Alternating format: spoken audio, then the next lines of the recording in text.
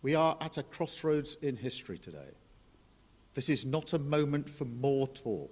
British Prime Minister Keir Starmer did not mince words on Sunday about the stakes facing Ukraine and Europe at a summit of world leaders in London.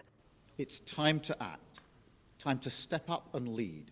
The summit drew world leaders to support Ukraine and its president, Volodymyr Zelenskiy, in the fourth year since Russian forces invaded the neighboring country. Leaders hoped to work toward a peace plan that would end the fighting and guarantee future Ukrainian independence. You don't have the cards right now.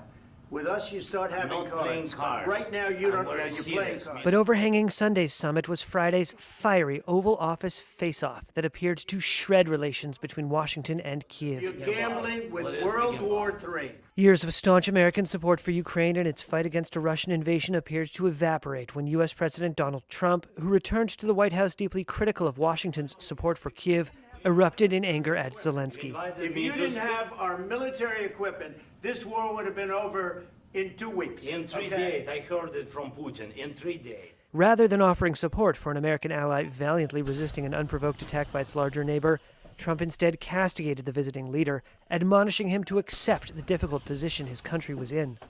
It ended with the visit cut short, and Trump posting on social media that Ukraine was not ready to make peace. The affair sent shockwaves through American allies and prompted pleased responses from American rivals. Трамп, он прагматик. Вот это его лозунг «здравый смысл». Russian Foreign Minister Sergei Lavrov praised Trump's, quote, common-sense approach.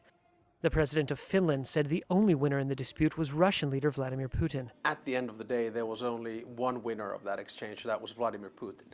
Having said all of that, probably a wake-up call.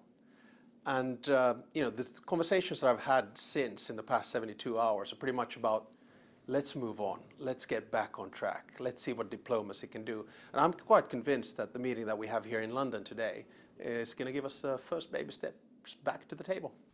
Our starting point must be to put Ukraine in the strongest possible position now. Trying to revive hope for peace in Ukraine, Starmer on Sunday unveiled what he called a coalition of the willing, a group of nations willing to put personnel on the line to defend a peace deal if reached.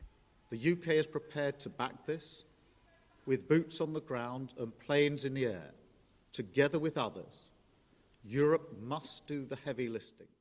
And he announced a $2 billion deal to supply British-made air defense missiles to Ukraine. I don't think you'd be a tough guy without the United States. Trump has upended U.S. policy in the 3-year-old war since he returned to the White House in January, casting doubt on its military and political support for Ukraine and Europe, and ending the isolation of Moscow.